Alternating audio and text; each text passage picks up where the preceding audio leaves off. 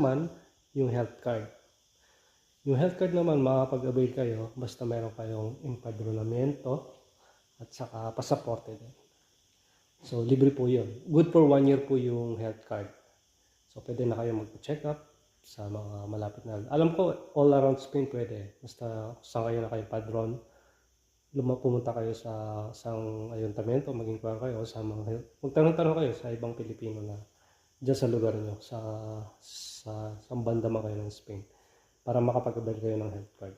So ako, nabigyan ako, good for 1 year, renewable po siya. So yung bus card naman, hindi siya renewable.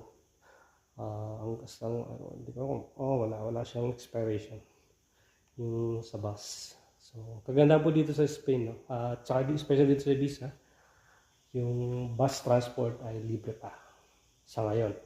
Kasi ini-encourage ng local government dito na